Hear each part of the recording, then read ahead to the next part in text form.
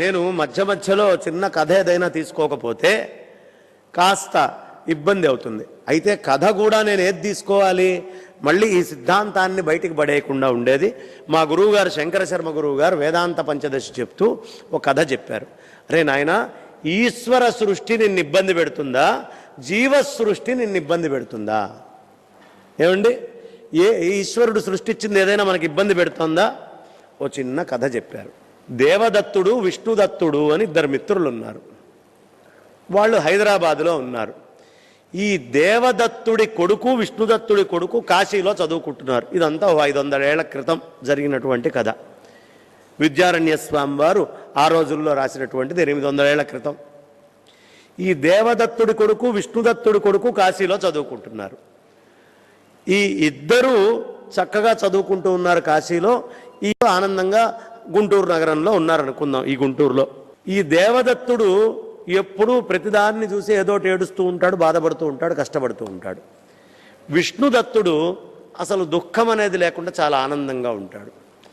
దేవదత్తుడికి లోపల నుంచి ఒళ్ళు మండిపోతోంది. నేనేమిటి ప్రతిదానికి బాధపడుతూ ఉంటాను, వీడేమో అస్సలు బాధపడకుండా ఆనందంగా కూర్చున్నాడు. వీడు ఇప్పుడు నాకు తెలియాలి, వీడిని ఎలా అయినా సరే నేను ఏడిపించాలి అనుకున్నాడు. రకరకాలైనటువంటి కొంటె పనులు చేశాడు. ఏ కొంటె పని చేసినా ఏడవలేదు. ఇప్పుడు నామదేవు, జ్ఞానదేవు వీళ్ళందరూ ఉంటారే, ఘోరా కుంభ, ఇలా రకరకాలైనటువంటి జ్ఞానులు ఉన్నారు. ఓసారి ఈ ఘోరా కుంభాని బాగా ఏడిపించాలి, వీడు ఎప్పుడూ ఏడవకుండా ఉన్నాడు అని వాడో ప్రయత్నం చేశాడు. అక్కడ వాళ్ళ ఆవిడ వంగి వడ్డిస్తుంటే వెళ్ళి ఆవిడ ఈపు మీద ఎక్కి కూర్చున్నాడు. వాడు ఈపు మీదకి ఎక్కి కూర్చున్నాడు. కూర్చోగానే ఈ పక్కనున్న ఘోరా కుంభ, ఉసై ఉసై ఉసై వడ్డన చేస్తేదో కంగారు పడే ఓ పిల్లవాడు ఈపు మీద కూర్చున్నాడే, పడిపోతాడేమో, పడకుండా జాగ్రత్తగా చూసుకో అన్నాడు. అంటే ఒక స్థితిలో ఉన్నవాడు ఊరికనే ప్రద్దాన్ని ఏడవడు, అన్నిటి యందు వాడి యొక్క ప్రేమని చూపిస్తూనే ఉంటాడు. అట్లాగే ఈ విష్ణుదత్తుడు ఎప్పుడు ఏడ్చేవాడు కాదు. వీడిని ఏడిపించాలి అని దేవదత్తుడి కోరిక వచ్చింది. ఓ పని చేశాడు. ఏం చేసినా వీడికి లాభం లేదు. ఆత్మావై పుత్రనామాసి అంటారుగా, కొడుకంటే ఎవరికైనా ప్రేమ ఉంటుంది కదా. అరే, నీ కొడుకు కాశీలో గంగలో పడి చచ్చిపోయాడు అని అబద్ధం చెప్పాడు. కాశీలో గంగలో పడి చచ్చిపోయాడు అని. హా అని ఒక్కసారి ఏడ్చాడు. ఆత్మావై పుత్రనామాసి, కొడుకు పోయాడు అనేటప్పటికీ కంటెమ్మడి నీళ్ళు వచ్చినాయి. వీడి సంగతి ఇలా ఉందా, ఓ 1 రోజుల దాకా వీడికి చెప్పకుండా వదిలేద్దాం. అప్పుడు ఓ 1 రోజులు ఏడుస్తాడు, తర్వాత నిజం చెప్తే వాడే ఆనందిస్తాడు కదా అని చెప్పడం మానేశాడు. కానీ వీడు ఎప్పుడైతే అబద్ధం చెప్పాడో, ప్రకృతిలో అనుకోకుండా కొన్ని జరిగిపోతూ ఉంటాయి. ఈ దేవదత్తుడి కొడుకు, పాపం విష్ణుదత్తుడి కొడుకు పడ్డాడు అని వీడు అబద్ధం చెప్పాడు. కానీ దేవదత్తుడి కొడుకు నిజంగా గంగలో పడి చచ్చిపోయాడు. అప్పట్లో వార్త అక్కడి నుంచి ఇక్కడికి రావడానికి 1 రోజులు పట్టేది. 1 రోజుల దాకా విష్ణుదత్తుడు ఏడుస్తుంటే వీడు ఆనందంగా ఉన్నాడు. బాగా అయింది, బాగా అయింది, బాగా ఏడుస్తున్నాడు, బాగా ఏడుస్తున్నాడు అని వీడిని చూసి ఆనందపడుతున్నాడు. వార్త 1 రోజుల తర్వాత వచ్చింది, దేవదత్తుడి కొడుకు నీళ్లల్లో పడి చచ్చిపోయాడు అని. వీడు ఏడవడం మొదలుపెట్టాడు. విష్ణుదత్తుడి కొడుకు బతికే ఉన్నాడు కదా అని వాడు ఆనందంగా ఉన్నాడు. ఇప్పుడు ఇంతే కథ. కథ చాలా చిన్నది, తేలిక. ఇప్పుడు ప్రశ్న వచ్చింది. ఈశ్వరుడు సృష్టి దేవదత్తుడి కొడుకు, విష్ణుదత్తుడి కొడుకు, వీళ్ళిద్దరూ కాశీలో ఉన్నారు. ఈశ్వర సృష్టిలో విష్ణుదత్తుడి కొడుకు చచ్చిపోలేదు కదా, వాడు బతికే ఉన్నాడు. మరి ఈ దేవదత్తుడు చెప్పంగానే ఎక్కడ చచ్చిపోయాడు విష్ణుదత్తుడి కొడుకు? ఎక్కడ చచ్చిపోయాడు? విష్ణుదత్తుడి యొక్క సృష్టి, జీవ సృష్టి ఉందే, నా కొడుకు నా కొడుకు నా కొడుకు అని సృష్టి చేసుకున్నాడే, అందులో చచ్చిపోయాడు. వీడు ఏడ్చాడు. వీడి దుఃఖానికి కారణం ఈశ్వర సృష్ట్యా, జీవ సృష్ట్యా? వీడి సృష్టే కారణం. ఇక్కడ దేవదత్తుడి కొడుకు నిజంగా చచ్చిపోయాడు, కానీ వీడు నవ్వుతున్నాడు విష్ణుదత్తుడిని చూసి. మరి వీడు ఎందుకు ఏడవట్లేదు? ఈశ్వరుడి సృష్టిలో వాడు చచ్చిపోయాడు కదా అంటే, కాదయ్యా, ఈ జీవుడి సృష్టిలో, అంటే ఈ దేవదత్తుడి సృష్టిలో వాడు ఇంకా బతికే ఉన్నాడు, చచ్చిపోయాడనే వార్త రాలేదు. కాబట్టి వీడు ఇక్కడ ఏడుస్తూ, వీడు నవ్వుతూ కూర్చున్నాడు.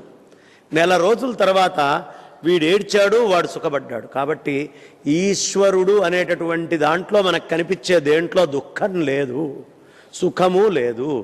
ఈ సుఖ దుఃఖాలు ఎక్కడొస్తున్నాయి? వరల్డ్ వైడ్ వెబ్ WWW అని నీ లోపల నువ్వు సృష్టి చేసుకుంటున్నావేవో ప్రపంచాన్ని. ఈ ప్రపంచంలో నా కొడుకు ఇలా అన్నాడు, నా కోడలు ఇలా అంది, నన్ను వీడు పట్టించుకోవట్లేదు, నాకు ఈ దుఃఖానికి కారణం వీడు, వాడు వాడు వీడు అని మొత్తం నువ్వు సృష్టి చేసుకుంటున్నావు. విశ్వం దర్పణ దృశ్యమాన నగరీ తుల్యం. ఇందులోకి వచ్చిన దానికి ఈ సాఫ్ట్వేర్లో ఉన్న ఇబ్బంది అంతా. కాబట్టి జీవ సృష్టి ఈశ్వర సృష్టి అనేవి రెండు లేవు అని దీన్ని కూడా దాటిచ్చి చెప్తున్నాడు దక్షిణామూర్తి స్తోత్రంలో. ఈశ్వర సృష్టి కూడా లేదురా, జీవ సృష్టి కూడా లేదు. నీ అవిద్య మాత్రమే ఇక్కడ నిన్ను ఇబ్బంది పెడుతోంది. అవిద్య అనేటటువంటిది జరిగితే జీవుడనేవాడు ఉన్నాడు అనే స్థితిలోకి నువ్వు వెళ్తున్నావు కాబట్టి అవిద్య. జీవుడే లేడు, జీవుడుంటే జీవ సృష్టి. ఈ అవిద్య అనేటటువంటిది నిన్నుగా కుదించి ఈ కష్టాలన్నిటికీ కారణమవుతోంది. కాబట్టి నువ్వు అనవసరమైనటువంటివన్నీ సృష్టి చేయకు. నువ్వు సృష్టి చేసిందల్లా దర్పణ దృశ్యమాన నగరీ తుల్యం. నీ స్వస్వరూపం కాదు, నీ స్వరూప లక్షణం ఎంతటికీ అయ్యేటటువంటి అవకాశం లేదు. ఈ స్వరూప లక్షణం తెలియనంత దాకా మనిషి ఇబ్బంది పడుతూనే ఉంటాడండి. ఎలా అయితే మనకి కస్తూరి అనేటటువంటిది ఒకటి వస్తుంది, మృగం వాసన. కస్తూరి నుంచి, కస్తూరి అంటేనే ఆ కస్తూరి మృగానికి ఒక అద్భుతమైనటువంటి పులిపిరకాయ వచ్చినట్టు ఉండ వచ్చి దాంట్లో నుంచి వాసన వస్తూ ఉంటుంది. ఇది ఆ వాసన వచ్చేటప్పటికి ఇంత మంచి వాసన ఎక్కడి నుంచి వస్తుందో ఈ వచ్చే వాసన నాకు తెలియాలి అని ఉరుకుతూ ఉంటుంది. ఇది ఎంత ఉరికినా వాసన వస్తుంది తప్ప వాసన వస్తోంది తనలో నుంచే అని గుర్తించదో. ఈ మొత్తము అంతా కూడా నువ్వే అయి ఉన్నావు. అవిద్య వల్ల ఏదో వాసన ఎక్కడి నుంచో వస్తోంది అని వెంపర్లాడుతూ బయట తిరుగుతున్నావురా. బయట ఎక్కడ నువ్వు తిరిగినా దీనికి సమాధానం లేదు. ఇది నీలోది మాత్రమే, నీ అవిద్యలోది మాత్రమే. అవిద్య నుంచి బయటికి వస్తే అంతా ఒకటే అనే విషయాన్ని అక్కడ మనకి స్పష్టంగా తెలియపరుస్తున్నారు. అలాగే ఓ అద్దాల మంటపంలోకి కుక్క వెళ్ళింది. ఈ వెళ్ళినటువంటి కుక్క అది ఏం చేస్తుందయ్యా అంటే అద్దంలో ఎదురుగుండా కుక్కను చూసి ఇది నా వీధిలోకి వచ్చింది, ఇదేదో కుక్క అని ఎగబడి దాన్ని రక్కి గీకి దాన్ని ఏదో చేద్దామని అద్దం మీద కొట్టుకొని రక్తం వచ్చి అది అక్కడే పడి మరణిస్తుంది. అలాగే నువ్వు నీ లోపలే నువ్వే అంతా అయి ఉన్నావనే విషయం మర్చిపోయి నిన్నొక జీవుణ్ణి కింద భావించి ఈ జీవుడికి మళ్ళీ ఓ సృష్టిని చేసుకొని ఈ సృష్టిని ఈ జీవుణ్ణి కలుపుకోలేక మూలాన్ని వదిలిపెట్టి కొట్టుకుంటున్నావురా. ఈ మూలాన్ని వదిలిపెట్టి కొట్టుకుండేంత దాకా మృత్యువు రావడం, మళ్ళీ జన్మ రావడం తప్ప నువ్వు సాధించగలిగినటువంటిది ఏమీ లేదు. కుక్క పాపం అనుకోకుండా ఓ బొక్క దొరుకుతుంది దానికి. ఈ బొక్కను తీసుకొని అది కొరుకుతూ ఉంటుంది. కొరికేటప్పటికి ఏమవుతుంది, ఈ బొక్క దానికి, బొక్క అంటే ఎముక, ఈ ఎముకని అలా నవిలి దాంట్లోంచి రక్తం వస్తుంది. ఈ వచ్చినటువంటి రక్తాన్ని ఇదేదో బయట నుంచి వస్తోంది అని అది ఆస్వాదిస్తూ ఉంటుంది. అబ్బా రక్తం వస్తోంది ఎముకలోంచి అని. అలాగే అజ్ఞానముతోటి ఈ జగత్తుని మొత్తాన్ని ఆస్వాదించాలి, అనుభవించాలి, నాకన్నీ తెలియాలి అనే అజ్ఞానంతో అనుభవించాలి అనేటటువంటి ఈ అవిద్య జీవుడు ఈ రెండింటినీ సృష్టి చేసుకొని నీలోంచి వచ్చేటటువంటి దాన్ని అనుభవిస్తూ నీదని తెలియక ఏదేదో పడి పరితపిస్తున్నావురా. ఇది ఏదీ కాదు. పశ్యన్నాత్మని మాయయా బహిరివోద్భూతం. నీకు ఇది బయటికి మొత్తానికి కనిపించడానికి కారణము అదే. స్వప్న శరీర, జాగ్రత్త శరీరాలు, కారణ శరీరాలు అనేటటువంటివి మూడు వచ్చి తమో గుణము, రజోగుణము, సత్వగుణము ఈ అన్ని గుణాలని లోపలికి తెచ్చుకుంటూ నువ్వు రకరకాలైనటువంటి ఇబ్బందులు పడుతున్నావు అనే విషయాన్ని మనకి చక్కగా తెలియపరుస్తూ ఇక్కడ చూడండి, మూడు జాగ్రత్త స్వప్న సుషుప్తాలని మూడింటిని స్వామివారు చూపించేశారు. మూడు పదాల్లో చూపించారు. ఎక్కడ నిజాంతర్గతం సుషుప్తి. నిజాంతర్గతం అనేది సుషుప్తి. పశ్యన్నాత్మని స్వప్నావస్థ ఎక్కడ ఉంది? పశ్యన్నాత్మని అనే దగ్గర. బహిరివోద్భూతం జాగ్రత్త అవస్థ. ఇది తెలియక కొట్టుకుంటున్నావురా. మూడు ఈ మాయలోనే ఉన్నాయి, యథా నిద్రయా. కాబట్టి ఈ అన్నిటికీ కారణం ఏమిటి అంటే అజ్ఞానము. అయ్యా ఈ అజ్ఞానానికి పరిష్కారం ఏమిటి? అజ్ఞానానికి పరిష్కారం ఏం లేదురా, జ్ఞానమే. జ్ఞానమే. ఎప్పుడు వస్తుందండి ఇది? ప్రబోధ సమయే. ప్రబోధ సమయంలో ఇది వస్తుందయ్యా. అంటే ప్రబోధము, బోధ అంటే మెలకువతోటి ఉండడం.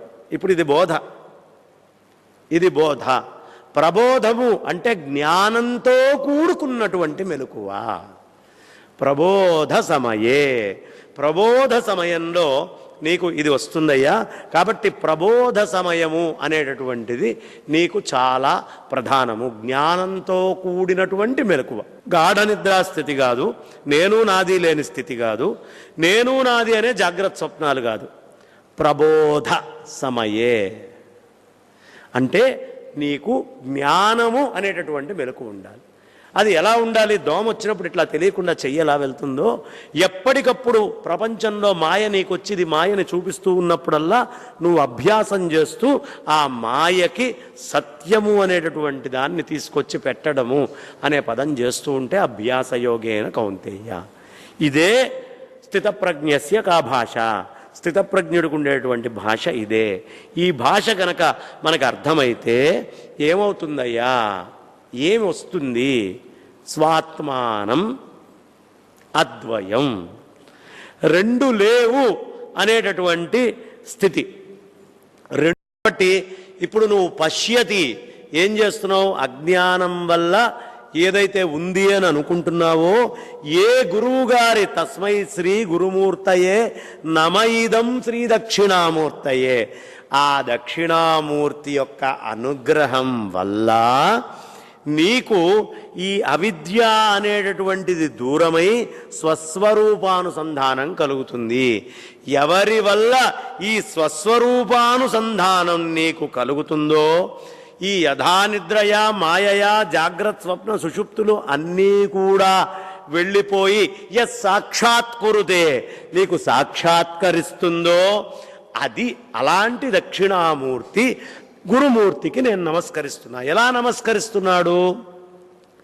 నమైదం శ్రీ దక్షిణామూర్తయే. నేను అది వేరు అన్నట్టుగా నమస్కరించట్లా, ప్రహ్వీభావ స్థితిలో ఆ జ్ఞానమే అనేటటువంటి ఉద్దేశంతో ఇక్కడ నమస్కరిస్తూ ఉన్నారు. మరి దక్షిణామూర్తి అంటే ఏమిటండి? దక్షిణో జగత్ సృష్టి స్థితి సంహార విషయే సమర్థశ్చాస అమూర్ధ్యశ్చ అశరీరశ్చ ఇది దక్షిణామూర్తి. ఇక్కడ చాలా ఆయనే ఈ చరాచర ప్రపంచాన్ని సృష్టి స్థితి లయలు అనేటటువంటిది పూర్తిగా చేయడానికి సమర్థుడు అయి ఉండి దక్షుడై ఉన్నాడు. వాస్తవానికి రూపం లేనటువంటి వాడు, అమూర్త స్వరూపం అన్నాడు. ఈ దక్షత అంటే అజ్ఞానము అనేటటువంటిది ఆయన నుంచే వస్తోంది, జ్ఞానము అనేటటువంటిది ఆయన యందే ఉంది. కాబట్టి నేను ఈ సంసారం పోయి స్వస్వరూపం రావాలన్నా, నాకు మాయా అనేటటువంటి దాంట్లో అజ్ఞానంలో కొట్టుకోవాలన్నా, రెండిటికి దక్షిణామూర్తే. ఆయన యొక్క మాయని బుద్ధి రూపంలో పట్టుకున్నావా, ఈ బుద్ధి మాయ వైపుకి తీసుకెళ్తుంది. ఆయనని ఈ బుద్ధి రూపంలో పాతివ్రత్యం చేయించావా ఆయనతోటి, నువ్వు దాన్ని చక్కగా అవసరమైనటువంటి సంధాన అనుసంధాన స్థితికి నువ్వు వెళ్తావు అనే విషయాన్ని మనకి తెలియపరుస్తూ ఉన్నారు. ఇక్కడ చూడండి, దీన్ని ఇందాక మనం మొదలుపెట్టేటప్పుడు చెప్పాను. కృష్ణయ్య స్పష్టంగా మనకు అర్థమయ్యేట్టు చెప్తాడు భాగవతంలో. బ్రహ్మదేవుడు వచ్చాడు, వీడెవడరా, ఏమిటి ఇవన్నీ లేపాడు, ఏదేదో చేశాడు అంటున్నారు, అసలు ఇతను ఎవరో పరీక్ష చేద్దాము. పాపం పుట్టినప్పుడు గర్భము నుంచి బయటికి రాగానే 4 చేతులతోటి ఉన్నటువంటి ఆయనని స్తుతించినటువంటి వాడు బ్రహ్మదేవుడే. తమద్భుతం బాలకమంబుజేక్షం, వాణ్ణి స్తుతించిన వాడెవరు? బ్రహ్మదేవుడే. ఆ బ్రహ్మదేవుడి మీద మళ్ళీ మాయ గప్పింది. ఎందుకు?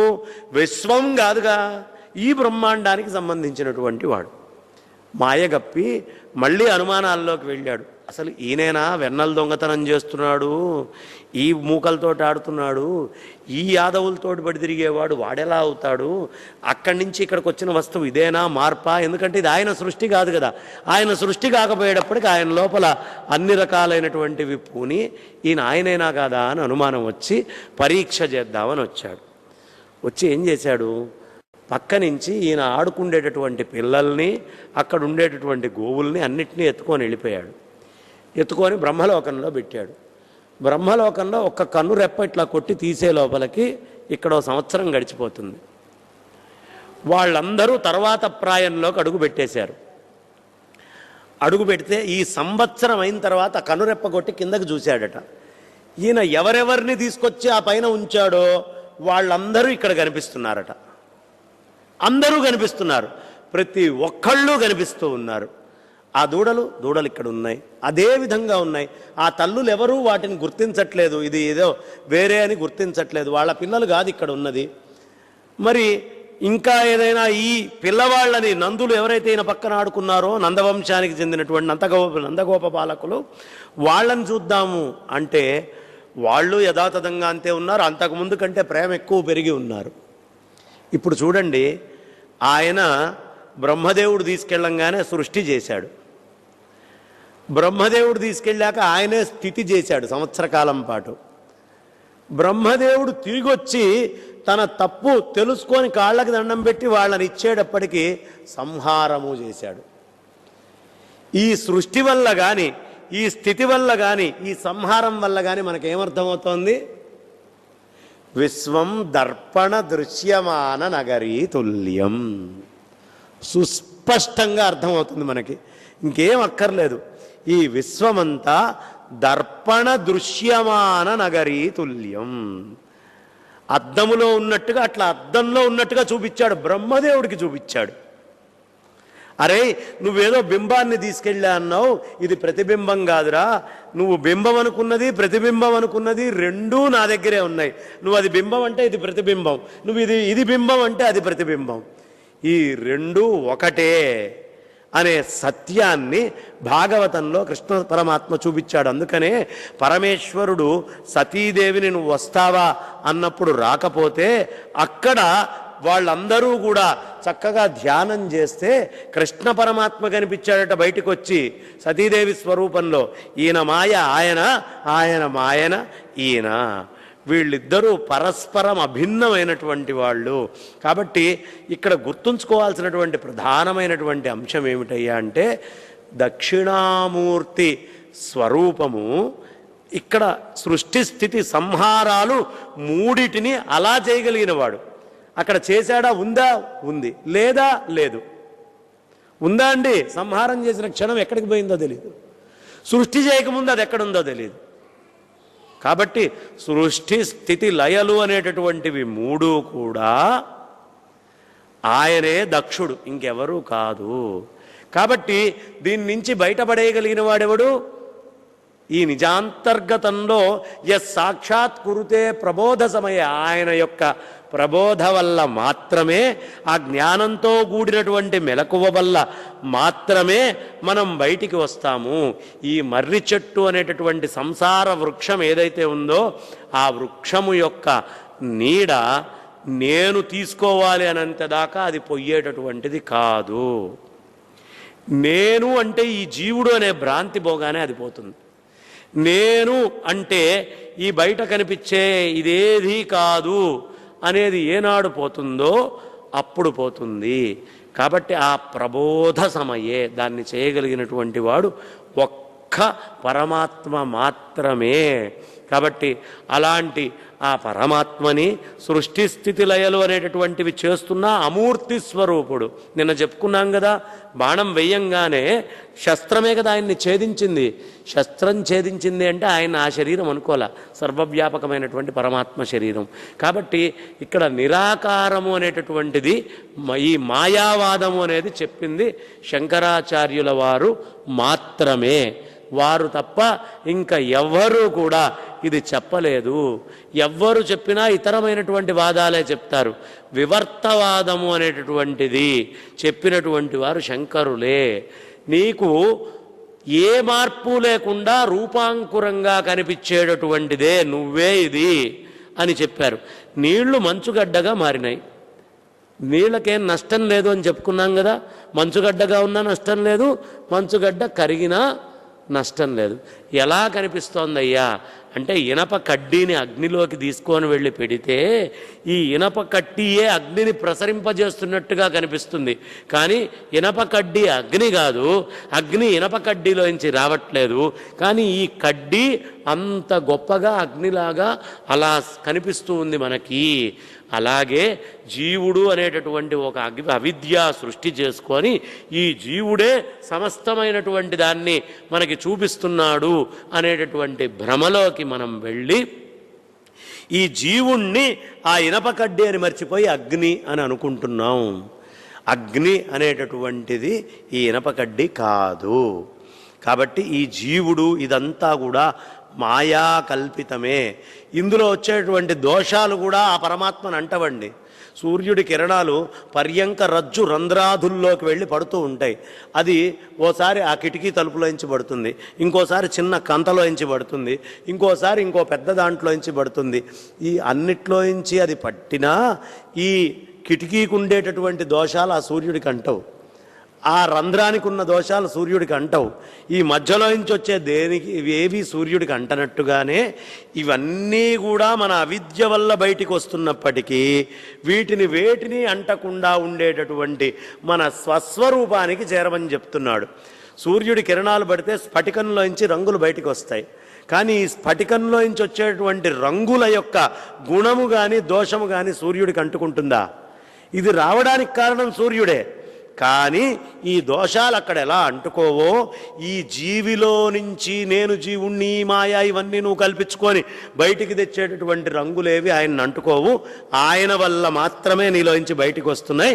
ఆయన అనుగ్రహమై ఇదే నా స్వస్వరూపమని నువ్వు ఎప్పుడు తెలుసుకుంటావో ఈ రంగుల యొక్క గుణదోషాలు నిన్ను కూడా అంటవు.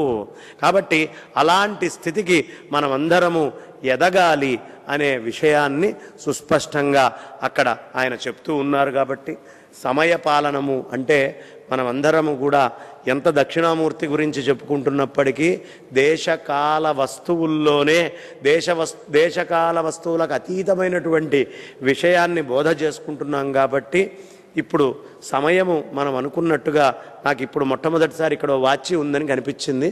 ఆ సమయానికల్లా నేను నా వాణికి విరామాన్నిస్తూ తస్మై శ్రీ నమయిదం శ్రీ దక్షిణామూర్తయే, తస్మై శ్రీ గురుమూర్తయే నమయిదం శ్రీ దక్షిణామూర్తయే అనే విషయాన్ని మనందరం చెప్పుకుంటూ ఒక్కసారి మీరు అందరూ కూడా నాతో పాటుగా ఈ స్తోత్రాన్ని చెప్తారు అని కోరుకుంటూ విశ్వం దర్పణ